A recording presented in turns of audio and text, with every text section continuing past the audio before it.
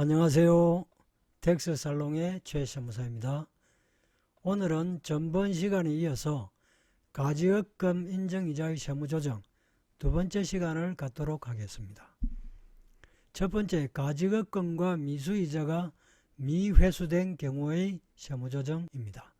첫 번째, 특수관계가 소멸할 때까지 회수되지 아니한 가지의금 등과 미수이자는 특수관계가 소멸하는 날에 다음과 같이 세무조정합니다. 먼저 특수관계 소멸 시에 자산으로 계상하고 있는 경우입니다. 송금산입 가지의금 부유부하고 입금산입 가지의금 상여 등으로 처분을 합니다. 그래서 자산 가치를 바로 소멸시키겠다 해서 송금산입 가지의금 부유부 처분하고 또 거기에 대한 입금산입 가지의금을 통해서 상여 등으로 처분을 하게 됩니다. 송금산입, 입금산입 되니까 법인에게 과세되는 부분은 없는 것이죠. 두 번째, 특수관계 소멸 시에 대손 처리한 경우입니다. 대손 처리하게 되면은 차변의 대손 상각비, 대변의 대여금 또는 가지의금 또는 미수이자 이렇게 되겠죠. 이런 부분들은 대손 상각비 비용 처리가 되지 않는 부분입니다. 그래서 입금 산입해주고 가지의금 상여 등으로 처분을 하게 됩니다. 두 번째는 특수관계가 계속되는 경우는 이자 발생일이 속하는 3년도 종료일로부터 1년이 되는 날까지 그때가 기다려준다는 의미죠. 회수하지 않은 미수이자는 발생일이 속하는 3년도 종료일로부터 1년이 되는 날 또는 1년 이내에 특수관계가 소멸하는 경우는 특수관계가 소멸하는 날에 마찬가지로 위와 같이 송금산입 미수이자 부유부, 입금산입 미수이자 상여 등으로 처분을 하게 됩니다. 미회수액에 대한 세무조정을 보도록 하겠습니다. 이러한 미회수액에 대해서 소득처분 후에 회수를 하게 된다면 입금산입 가지의금 유보해주고 입금불산입 가지의금 이월 입금 이렇게 세무조정하고 소득처분하게 됩니다. 그러면 여기에 입금산입 가지의금 유보는 위의 송금산입 가지의금 부유보와 또 송금산입 미수이자 부유보 등과 같은 이러한 세무조정 사항과 유보 사항이 상쇄되어서 제로가 되게 됩니다. 여기의 입금에 대해서는 이미 입금산입 가지의금 상여 또는 입금산입 미수이자 상여 등으로 처분이 되어서 과세가 된 것으로 보기 때문에 2월 입금으로서 과세를 하지 않게 되는 것입니다. 2월 입금이라는 것은 이미 과세된 부분이 넘어온 것을 2월 입금이라고 하는 것이죠. 두 번째, 위와 같이 가지의금 및 미수이자의 미회수에 대해서는 이를 소득처분한 것으로 보지만 가지의금 및 미수이자 미회수에 대한 정당한 사유가 있는 경우에는 그러하지 아니하다라고 법인세법 시행규칙 제6조 2에 다음 각호와 같이 규정되어 있습니다. 보도록 하겠습니다. 2로 채권 채무에 대한 쟁송으로 회수가 불가능한 경우입니다. 재판이 진행 중이기 때문에 이럴 경우에는 미회수에 대해서 소득처분한 것으로 보지 않는다. 두 번째는 특수관계인이 회수할 채권에 상당하는 재산을 담보로 제공하였거나 특수관계인의 소유재산에 대한 강제집행으로 채권을 확보하고 있는 경우 이때는 회수할 수 있는 것이죠. 그러니까 소득처분한 것을 보지 않고 세 번째, 해당 채권과 상계할 수 있는 채무를 보유하고 있는 경우 이것도 마찬가지입니다. 4호는 그 밖에 제1호부터 제3호까지와 비슷한 사유로서 회수하지 아니하는 것이 정당하다고 인정되는 경우에는 소득처분한 것으로 보지 않는다. 그래서 위와 같은 소득처분을 하지 않는다는 의미죠. 다음은 특수관계의 법인 간 대여금 회수 포기 시의 인정이자의 계산입니다. 채권자 법인의 경우에는 대여금을 대변으로 감소를 시키고 차변의 대손상각비 처리하겠죠. 이렇게 회계 처리하고 이 대손상각비는 세법상 송금으로 인정을 해주지 않습니다. 그래서 송금불산입 대손상각비 상여 등으로 세무조정을 합니다.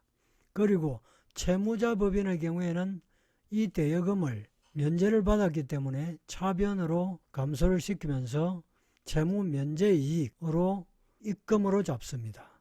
그렇게 해서 회계 처리하여 입금에 산입하게 됩니다.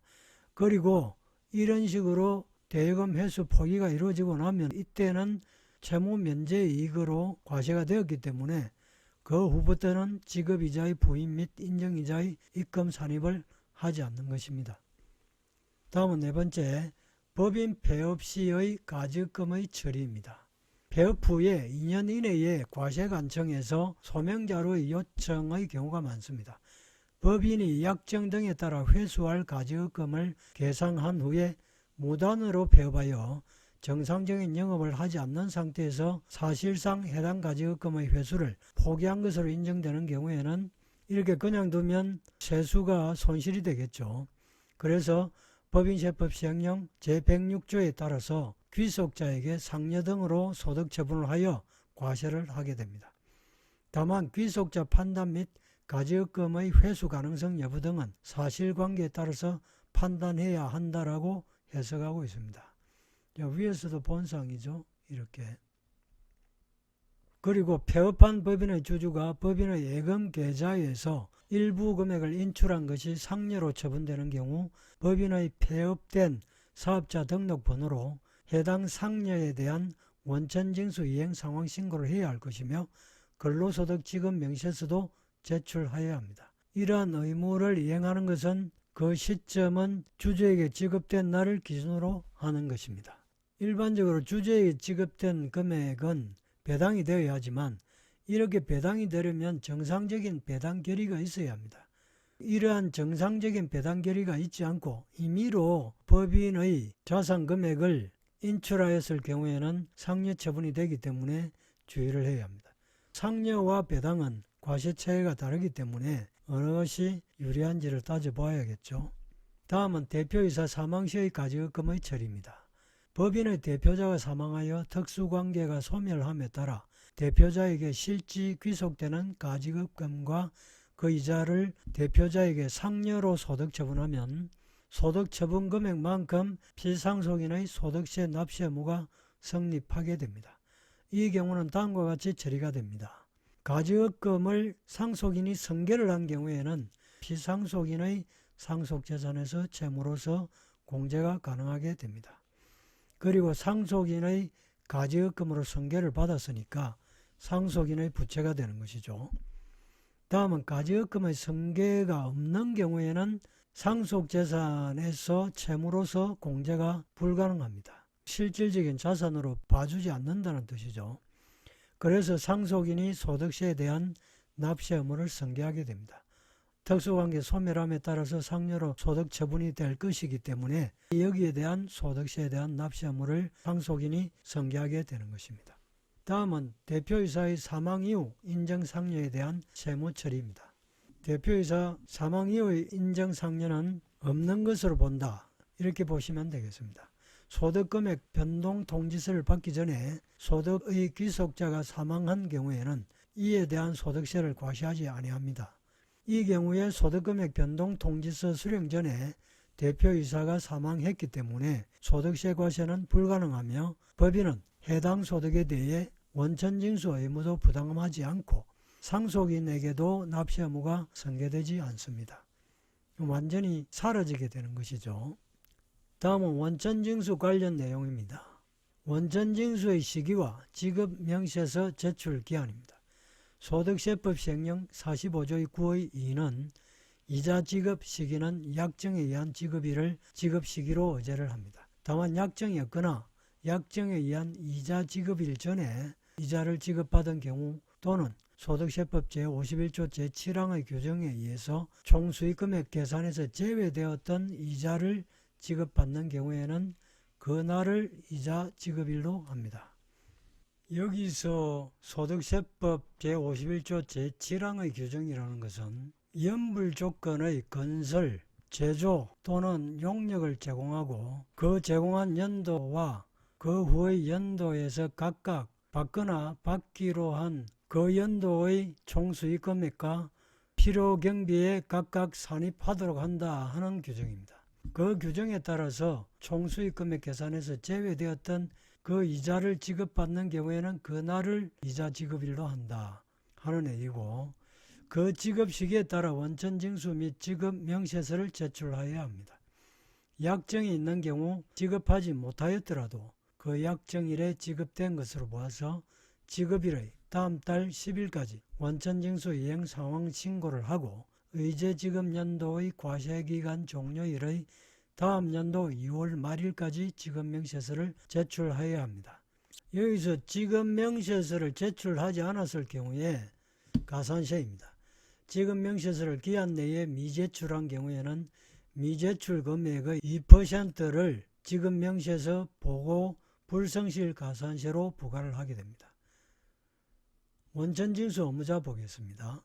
이자 소득을 지급하는 자가 사업자 등록번호 또는 고유번호가 없는 개인인 경우에도 원천징수 의무자에 해당되어 원천징수한 세금을 신고 납부 및 지급 명세서 제출 의무가 있는 것으로, 사업자 등록번호가 없는 개인, 대표이사 등이 되겠습니다. 대표이사 등의 사업자 등록번호가 없는 개인이 법인에게 차입하여 이자를 지급하는 경우에 원천징수 의무자에 해당하여 법인세를 원천징수하여 납부하여야 합니다. 다만 회사가 이자소득 원천징수 의무를 대리하기로 한 경우라면 회사가 원천세 신고 납부 및 지급명세서를 제출하여야 합니다. 다음은 약정 없는 인정이자의 원천징수 여부입니다. 제조업을 영위하는 중소기업이 특수관계에 있는 법인에 별다른 약정 없이 자금을 대여해주고 결산 기말에 이에 대한 인정이자를 계산하는 경우와 관련해서 특수관계에 있는 법인 간의 금전거래로 특별히 이자 수수에 관한 약정을 하지 않았다면 이는 세무계산상 인정이자로 계산해서 입금에 가산하도록 되어 있습니다. 이 경우 인정이자는 원천징수하는 이자의 지급으로 보지 않아서 원천징수하지 않습니다. 여기서 우리가 앞에서 원천징수를 한다라고 설명을 들은 것 같은데 여기서는 하지 않는다 이렇게 되어 있습니다. 그 이유는 다음과 같습니다. 법인이 특수관계에 있는 개인에게 약정 없는 대여금을 대여하였다면 법인이 개인입니다. 이에 대한 인정이자는 원천징수 대상이지만 법인이 특수관계 법인에게 약정 없이 대여한 경우의 인정이자는 원천징수 대상이 아닌 것입니다. 오늘 여기까지 해서 가지의금의 인정이자 모두 마치도록 하겠습니다. 감사합니다.